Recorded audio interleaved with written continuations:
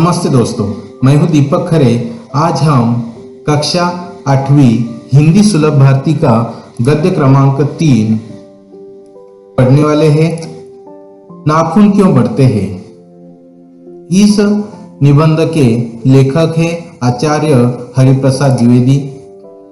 आचार्य हरिप्रसाद द्विवेदी हिंदी साहित्य के मौलिक निबंधकार, उत्कृष्ट समालोचक और सांस्कृतिक विचारधारा के प्रमुख उपन्यासकार के नाम से उनकी पहचान है।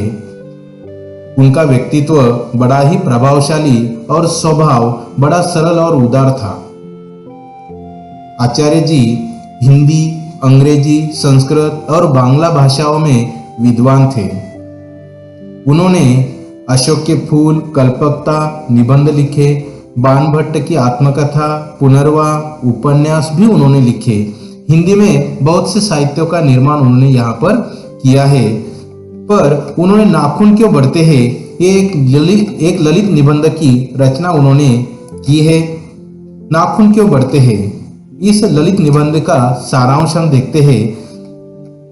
अपनी छोटी लड़की के यह पूछने पर कि नाखून क्यों बढ़ते हैं, आचार्य द्विवेदी का ललित निबंधकार जाग उठा और वे इसका उत्तर खोजने के लिए मनुष्य के आदिम काल से अब तक के जीवन पर दृष्टिपात करते हैं और इस ललित निबंध में इस निष्कर्ष पर पहुंचते हैं कि नाखून पशुता के प्रतीक है और उनका काटना मनुष्य की निशानी है, मनुष्यता की निशानी है। यहाँ पर आचार्य की छोटी लड़की जब उनको सवाल पूछती है कि ये नाखून क्यों बढ़ते हैं, तब आचार्य हरिप्रसाद द्विवेदी के अंदर जो निबंधकार है वो जाग उठता है और अपने लड़की द्वारा पूछे गए प्रश्न का उत्तर खोजने में लग जाते हैं। जब वो अपने बेटी द्वारा पूछे गए प्रश्न का उत्तर खोजते हैं, तब उन्होंने मनुष्य के आदिम काल यानी मनुष्य का पूरा इतिहास वहां पर उन्हें जानने की कोशिश की और तब उनको इस बात का पता चला, इस निष्कर्ष पर वो पहुंचे कि नाखून बढ़ना एक पशुता का लक्षण है और नाखून को काटना मनुष्यता की निशानी है। यही इस निबंध का या इस गद्य का सार है। ये अस्त्र शस्त्र अणु परमाणु बमों का बनाना भी पशुता की प्रवृत्ति है। आज हम जो अस्त्र शस्त्र बना रहे हैं, जो अलग अलग बम वहां पर बना रहे हैं, जो कहीं ना कहीं घातक है, ये भी एक पशुता की प्रवृत्ति है, ऐसा यहाँ पर आचार्य जी का मानना है। अब हम निबंध की शुरुआत करते हैं। निबंध में आचार्य जी हमें क्या बता रहे हैं या उन्होंने क्या लिखा है। बच्चे कभी कभी चक्कर में डाल देने वाले प्रश्न कर बैठते हैं। अल्पज्ञ पिता बड़ा दयनीय जीव होता है।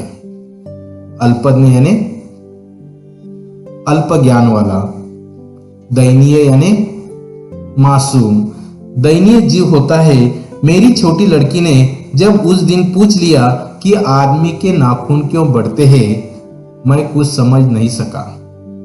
आचार्य जी कहते हैं कि जब उस दिन उनकी छोटी बेटी ने उनसे एक प्रश्न कर दिया कि ये नाखून क्यों बढ़ते हैं, अपने बेटी का प्रश्न जानकर उस प्रश्न का उत्तर उनके पास नहीं था। वहां पर उनको क्या करे या क्या जवाब दे कुछ समझ में नहीं आया।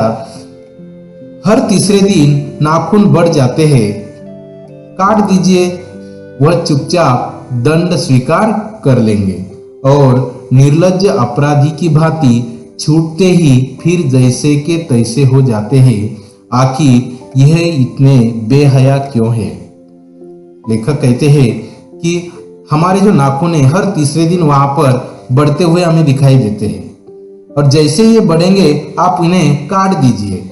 आप जैसे उनको काट देते हो, फिर तीसरे दिन देखोगे तो फिर जैसे के तैसे वहां पर वो बढ़ते हैं। मतलब एक निर्लज्ज की भांति वो अपना काम वहां पर करते ही रहते हैं। और आखिर ये बढ़ते क्यों है, ये इतने बेहया क्यों है। कुछ लाख वर्ष की बात है, कुछ लाख मतलब बहुत पुरानी बात है। कुछ लाख वर्ष की बात है जब मनुष्य जंगली था, वन मानुष जैसा उसे नाखून की जरूरत थी। उसके जीवन रक्षा के लिए नाखून बहुत ही जरूरी थे। असल में वही उसके अस्त्र थे। दांत भी थे, पर नाखून के बाद ही उनका स्थान आता था। कुछ लाख वर्ष पूर्व की बात वहां पर आचार्य जी करते हैं कि उस वक्त की बात बता रहे हैं जब आज का मनुष्य उस वक्त जंगली था। उसे वन मानुष यानी वन में रहने वाला या आदिम युग का जो इंसान है उसके बारे में कहा गया है। वन मानुष जैसा था, तब उसे नाखून की जरूरत थी क्योंकि उस वक्त कोई हथियार का निर्माण नहीं हुआ था। और ये नाखून वो किस लिए उसका प्रयोग करता था? उसके जीवन की रक्षा के लिए वो नाखून का प्रयोग करता था। यानी नाखून एक हथियार की तरह उन नाखूनों का वो प्रयोग करता था।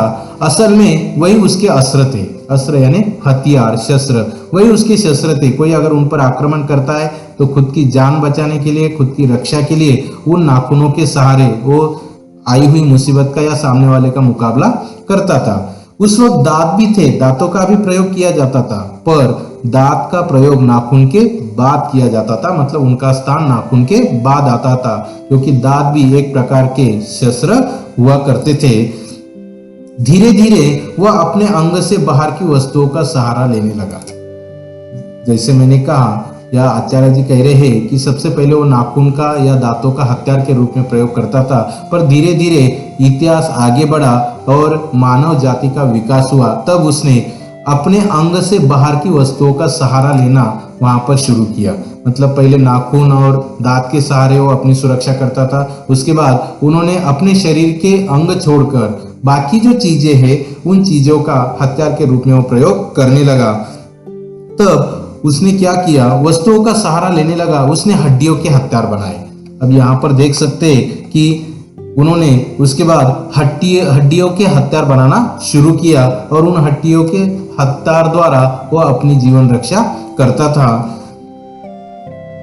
वस्तुओं का सहारा लेने लगा। उसने हड्डियों के भी हथियार बनाए। मनुष्य धीरे धीरे और आगे बढ़ा, उसके धातु के हथियार भी बनाए।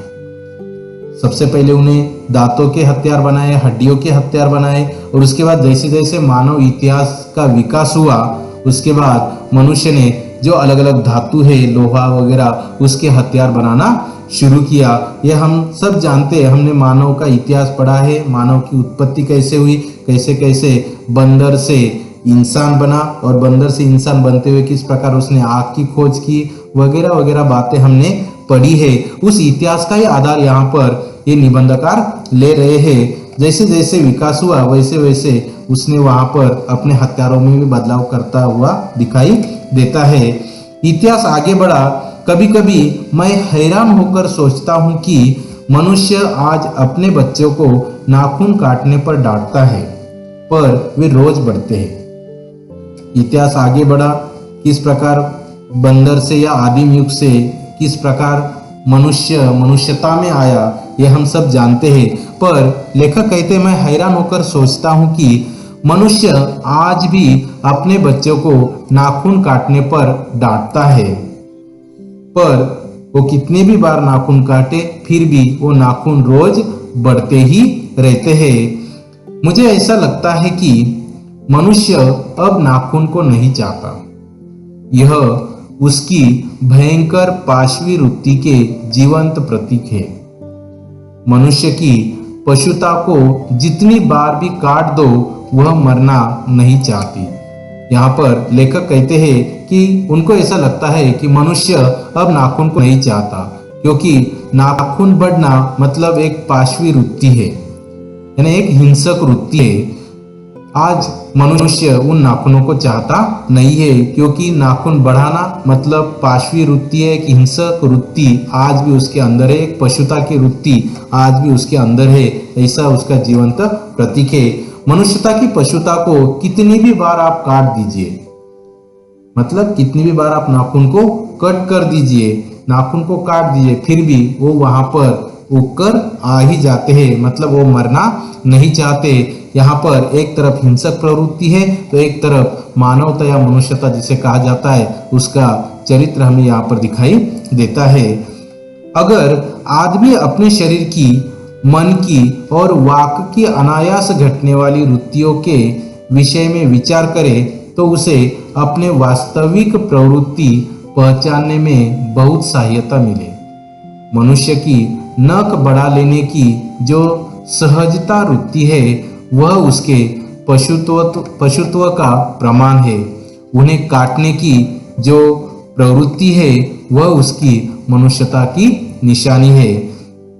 लेखक कहते हैं कि अगर आदमी अपने शरीर की मतलब शरीर में जो बदलाव आता है, अपने मन की जो वो सोचता है और वाक की मतलब जो बोलता है, जो उसकी वाणी है, इन द्वारा अनायास मतलब स्वभावता घटने वाली जो भी वृत्तियां है, जो भी घटनाएं है, उस विषय में अगर वह विचार करे, वह सोचे तो अपने वास्तविक प्रवृत्ति पहचानने में उसे बहुत सहायता मिल सकती है।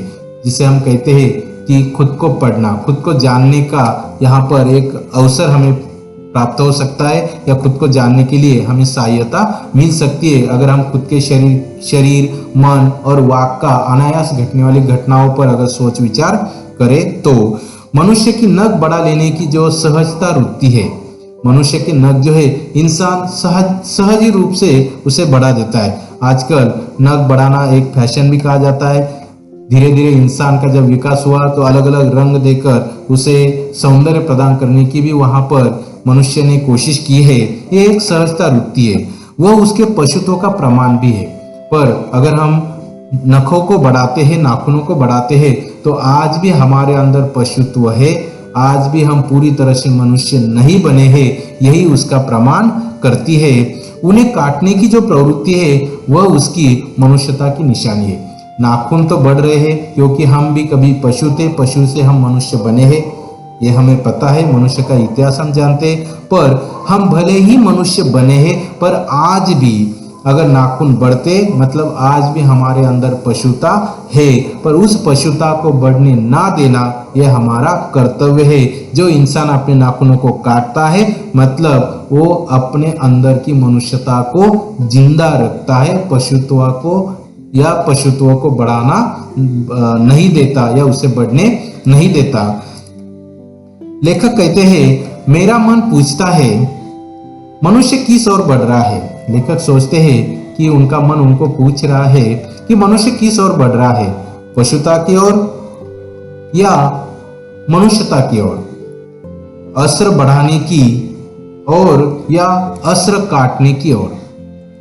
लेखक कहते हैं कि मैं सोच रहा हूं कि मनुष्य किस ओर बढ़ रहा है। हम कहते हैं कि मनुष्य जाति का विकास हो रहा है, मनुष्य धीरे धीरे विकास के मार्ग पर बढ़ रहा है, पर मनुष्य बढ़ किस ओर रहा है, वो पशुता की ओर बढ़ रहा है या मनुष्यता की ओर बढ़ रहा है। क्योंकि आजकल हम देखते हैं कि हम अलग अलग शस्त्रों का निर्माण कर रहे हैं, अस्त्रों का निर्माण कर रहे हैं, हम नए नए टेक्नोलॉजी का आधार लेकर शस्त्रों का अस्त्रों का निर्माण कर रहे हैं। तो हमें क्या पशुत्व की ओर जाना है या मनुष्यता की ओर जाना है, यही बात लेखक के समझ में नहीं आती। लेखक कहते हैं कि मेरी निर्बोध यानी मासूम, मेरी निर्बोध बालिका ने मानो मनुष्य जाति से ही यह प्रश्न किया है। लेखक कहते हैं कि जैसा प्रश्न मुझे मेरे बालिका ने पूछा कि ये नाखून क्यों बढ़ते हैं, तो मानो वो प्रश्न मेरे लिए नहीं मतलब लेखक के लिए नहीं, तो पूरे मानव जाति के लिए ही ये प्रश्न पूछा गया है कि नाखून क्यों बढ़ते हैं।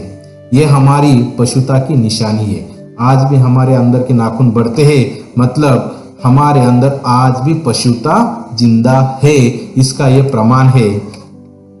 स्वराज होने के बाद स्वभावतः ये हमारे नेता और विचारशील नागरिक सोचने लगे हैं कि इस देश को सच्चे अर्थ में सुखी कैसे बनाया जाए।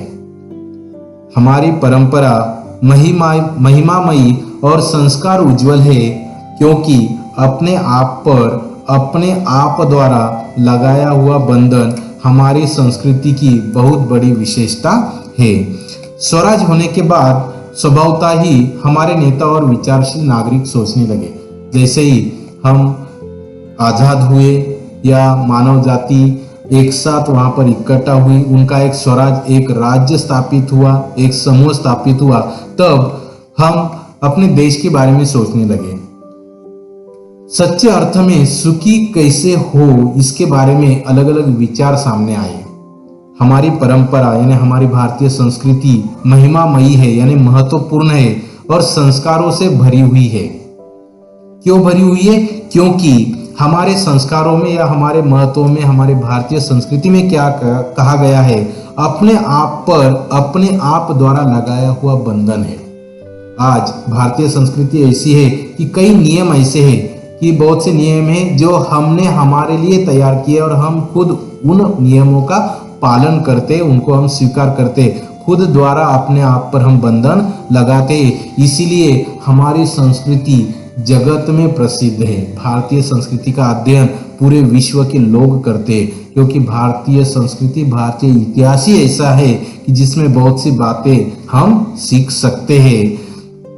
मनुष्य पशु से किस बात में भिन्न है? अब हम पशुत्व और मनुष्य, पशु और मनुष्य, इनमें क्या अंतर है? किस बात में भिन्न है? भिन्न मतलब अंतर क्या है? उसमें संयम है, दूसरे के सुख दुख के प्रति संवेदना है, श्रद्धा है, तप है, त्याग है। मनुष्य में क्या क्या है? देखो, मनुष्य में संयम है, दूसरे के सुख दुख में वो शामिल होता है, संवेदना है, उसके प्रति आदर है, श्रद्धा है मतलब विश्वास है, तप है मतलब एक अभ्यास है, त्याग है, दूसरों के लिए हम माया मोह को छोड़ने के लिए तैयार है। इसीलिए मनुष्य झगड़े टंटे को अपना आदर्श नहीं मानता, इसलिए मनुष्य झगड़ा टंटा करना नहीं चाहता, वो उसे आदर्श मानता नहीं है। गुस्से में आकर अगर चढ़ दौड़ने वाले अविवेकी को बुरा समझता है, वचन, मन एवं शरीर से किए गए असत्य आचरण को वो गलत मानता है। देखो, यहाँ पर लेखक कहते हैं कि मनुष्य और पशु में क्या अंतर है। एक तरफ है मनुष्य जो है उसमें इंसानियत भरी हुई है, जो दूसरों के सुख दुख में शामिल होता है, दूसरों के प्रति आदर विश्वास रखता है, त्याग भावना उसके अंदर है। पर इसके विरुद्ध प्राणियों में या पशुओं में वो भावना हमें दिखाई नहीं देती। इसीलिए पशु जो है वो हमेशा झगड़ा या दूसरों पर वर्चस्व करना जानते हैं, पर मनुष्य जो है वो झगड़े टंटे को अपना आदर्श मानता नहीं है। अविवेकी विचारों द्वारा अगर बुरा या असत्य आचरण कोई करता है तो मनुष्य उसे गलत मानता है, उसे बुरा मानता है। कोई ऐसा दिन आ सकता है जब मनुष्य के नाखूनों का बढ़ना बंद हो जाएगा। लेखक कहते हैं कि क्या कोई ऐसा दिन आ सकता है जब मनुष्य के नाखूनों का बढ़ना बंद हो जाएगा? प्राणी शास्त्रियों का ऐसा अनुमान है कि मनुष्य का अनावश्यक अंग उसी प्रकार झड़ जाएगा जिस प्रकार उसकी पूंछ झड़ गई है। उस दिन मनुष्य की पशुता भी लुप्त हो जाएगी। शायद उस दिन वह मरणास्त्रों का प्रयोग भी बंद कर देगा। झड़ जाना यानी अंग से अलग हो जाना, लुप्त हो जाना, नष्ट हो जाना। लेखक कहते हैं कि क्या ऐसा कोई दिन आ सकता है जब मनुष्य के नाखूनों का बढ़ना बंद हो जाएगा? तब निबंधकार कहते हैं कि प्राणी शास्त्रियों का ऐसा अनुमान है, अनुमान है ना, ऐसा अंदाजा है कि मनुष्य का अनावश्यक अंग उसी प्रकार झड़ जाएगा जिस प्रकार उसकी पूंछ झड़ गई है। हम सब जानते हैं कि बंदर से हम किस प्रकार इंसान बने हैं।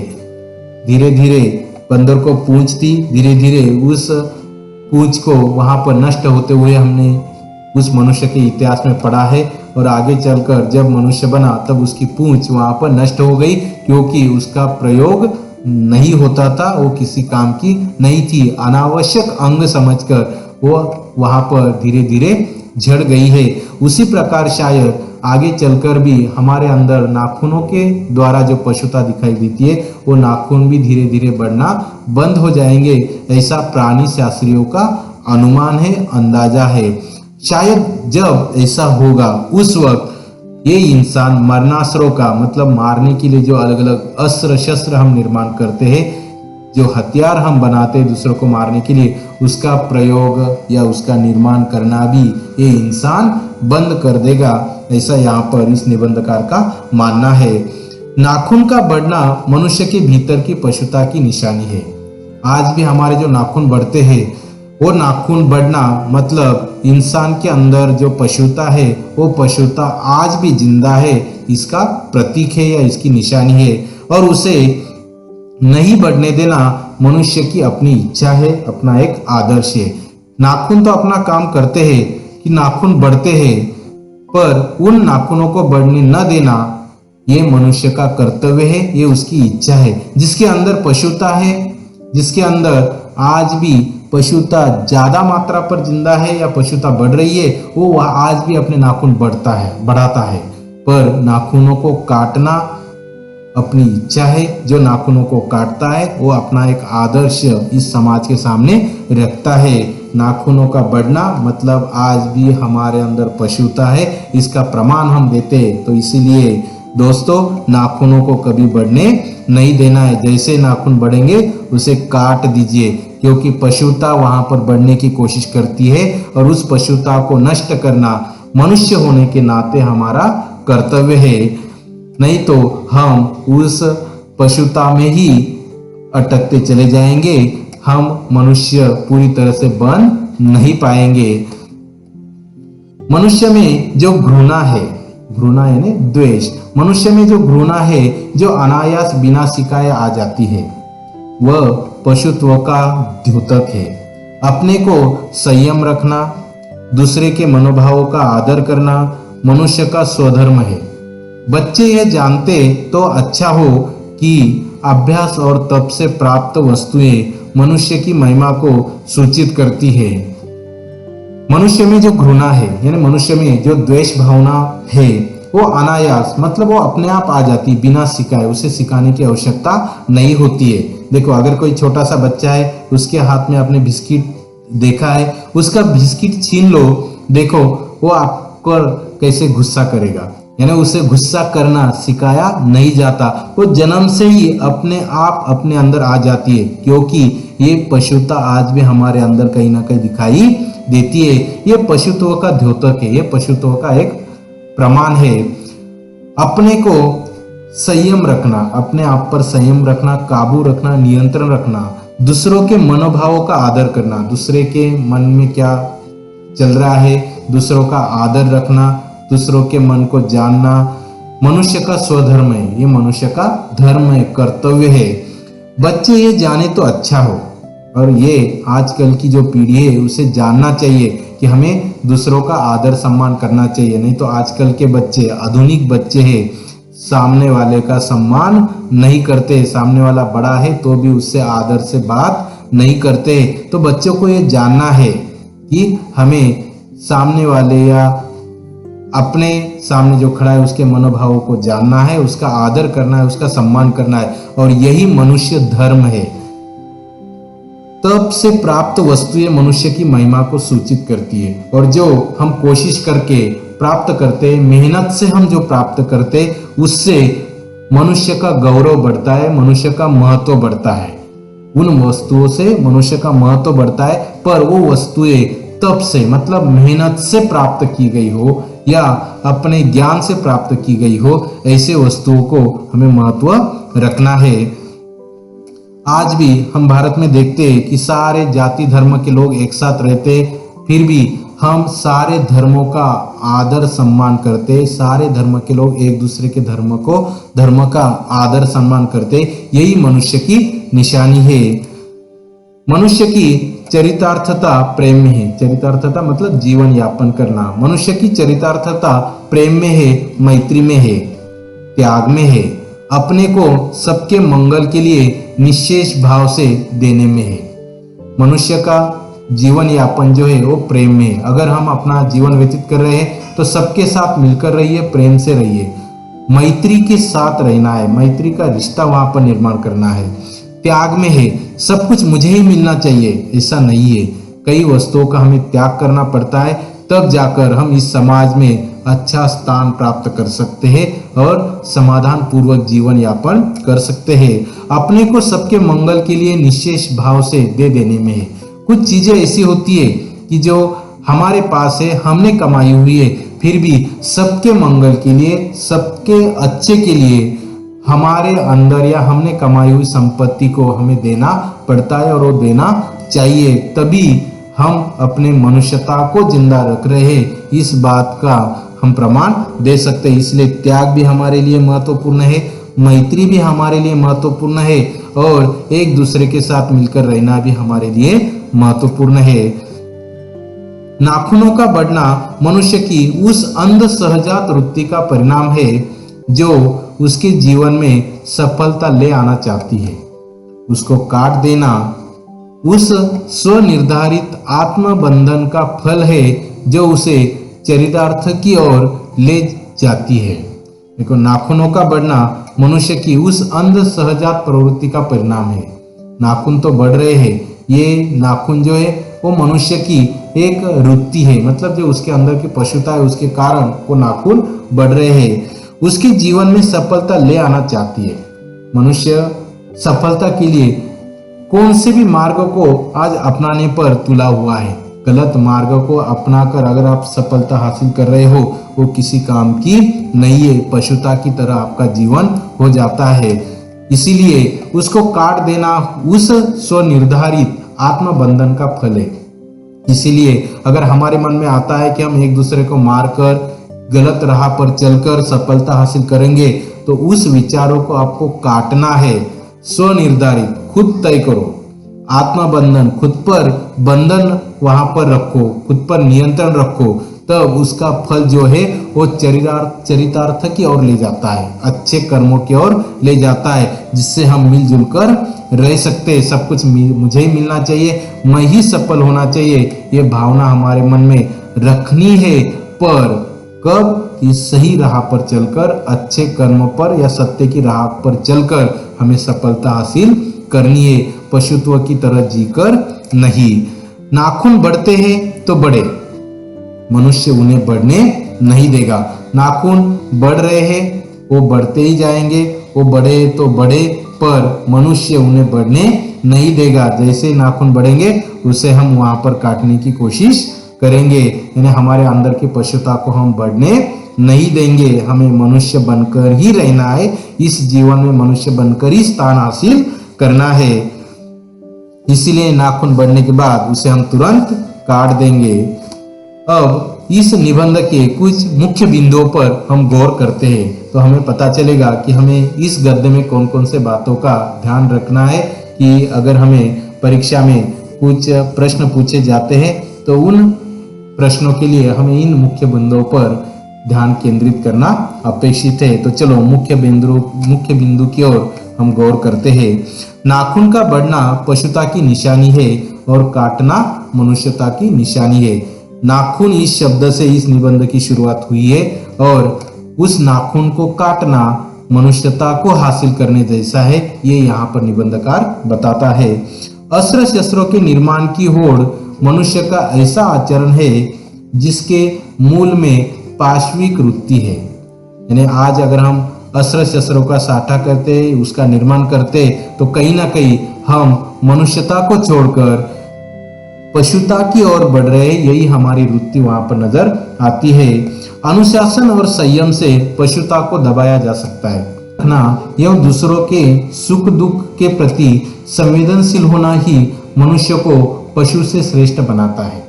अपने आप पर संयम रखकर दूसरे के सुख दुख में शामिल होकर अगर हम उनकी मदद करते हैं तो ही मनुष्य पशु से श्रेष्ठ बनेगा। संयम रखना बुद्ध और गांधी जी ने विश्व को करुणा, प्रेम और शांति का संदेश दिया था। इस संदेश को जीवन में उतारकर मनुष्य सार्थक हो सकता है। गौतम बुद्ध और महात्मा गांधी जी द्वारा पूरे विश्व को यही संदेश दिया गया है, करुणा, प्रेम और शांति तत्वों पर अगर जीते हैं तो हम पूरे विश्व में शांति प्रदान कर सकते हैं। उसी वक्त हमारा मनुष्य जन्म सार्थक हो सकता है। नए और पुराने में से समानता के पक्ष में उपयोगी एवं लाभदायक का चयन किया जाना चाहिए। पुरानी जो बातें हैं वो बातें और नए युग का जो नया विकास है, उन दोनों को जानकर मानवता के पक्ष में, मनुष्य के हित में जो उपयोगी है, जो लाभदायक है, उसका ही चयन कर हमें अपने जीवन में उसे लाना है। सफलता एवं सार्थकता में से सार्थकता अधिक महत्वपूर्ण है, इसलिए कि उसे दूसरों का भी हित होता है। सफलता महत्वपूर्ण है, पर सफलता से भी अधिक महत्वपूर्ण है सार्थकता। जो आपने सफलता हासिल की है, उस सार्थकता का उपयोग दूसरों के हित में अगर होता है तो सार्थकता सफलता से भी महत्वपूर्ण मानी जाती है। विश्व शांति और मानव मात्र का कल्याण मनुष्य का लक्ष्य होना चाहिए। मनुष्य जब जी रहा है वो खुद के लिए जी रहा है तो ठीक है, पर उस जीने में भी विश्व की, समाज की शांति का ही उद्देश्य होना चाहिए, तब जाकर मानव मात्र का कल्याण हासिल हो सकता है। अगर ऐसा जीवन कोई जी रहा है तभी सही मायने में मनुष्य का लक्षण उसके अंदर दिखाई देता है और मनुष्य का लक्ष्य भी पूरा हो सकता है। आज के इस निबंध में आपको सारी बातें समझ में आई होगी, ऐसी मैं आशा करता हूँ। अगर आपने अब तक मेरे इस चैनल को सब्सक्राइब नहीं किया है तो सब्सक्राइब कीजिए, लाइक कीजिए और उसे